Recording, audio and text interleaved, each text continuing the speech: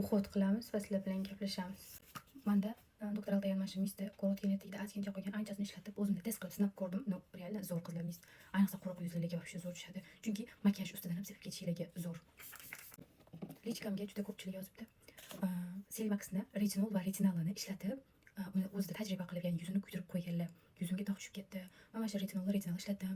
Yuzimga mana bunaqa bo'lib ketdi. Men skidkada oldim. Aytibdiki, retinol va retinal skidkada men 100 mingga oldim. O'zi skidkada olgan 100 mingga olgan pulingiz u unaqa narx emas o'zi aslida. Chunki har bitta mahsulot chiqqandan keyin обязательно uni lyuks kopiyasini, podelkasini Xitoy ishlab chiqaradi. Podelka bilan original nima farqi bor? Ikkalasi bir xil ekan-ku, olib ishlataveraylik deydi yerlarga. Podelkani ichiga nima qo'shilganini bilmaysiz. Original tarkibiga har bitta mahsulotiga o'zi kompaniyaning o'zi javob beradi. Buni originalni обязательно testerlardan o'tkazishadi. Podelkani ichiga nima qo'shilgan, uni tarkibida nima bor, siz bilmaysiz. O'shaning uchun iloji boricha pulingizni yig'ib o'sha original mahsulotni olishga harakat qiling. Balkim arzon mahsulotni lyuks kopiyasini olishdan juda ham ehtiyot bo'ling. Chunki hozir Xitoy shu darajada birga bir o'xshatib har bitta nuqta virgulgacha o'xshatib chiqazyapti podelkasini. Originalini hamma farqiga bormaydi. Realniy o'sha kosmetikani konkretni tushiradigan odam buni farqiga boradi.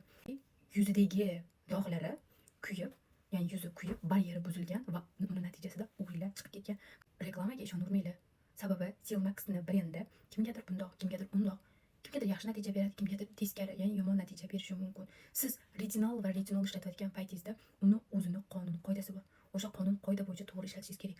Ayniqsa baryer buzilgan yuzlarga uni juda ham iloji boricha ishlatmaslik kerak. Hozirgi pagodada, hozirgi kunning issiq paytlarida uni umuman ishlatish mumkin emas o'zi aslida.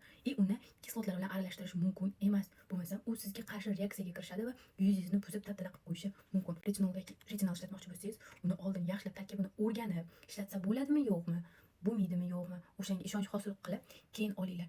Keyin homiladorlikka tayyorlanayotgan va homiladorlar retinol va retinol ishlatish umuman mumkin emas. Chunki u farzandga, bolaga juda ham zarar. Tashi emiziklilar ham retinol va retinol ishlatishi umuman mumkin emas. O'sha narsadan ehtiyot bo'linglar va yuzinglardagi ajinlarga retinol emas, agar birinchi yuzinglarning baryerini tiklab, yuzinglarga to'g'ri tushadigan yaxshi kremlar bor. Sostavida rostdan kollagen bor, tarkibi juda ham yaxshi bo'lgan kremlar bor. O'shalarni ishlatib ko'rib, undan keyin uxudinglarga retinol va retinalni qo'shsanglar bo'ladi. Retinal bu ko'zning atrofidagi, mana nasakopka atrofidagi bo'yin qismiga ishlatsanglar bo'ladi.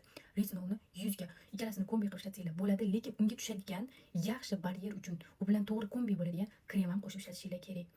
O'sha narsani yodinglardan chiqazmanglar. Retinol va retinal ishlatganlar обязательно kunduz kuni SPF da yurishi shart. Bo'lmasa yuzga dog' tushirib yuboradi, baryer buzilishga olib keladi.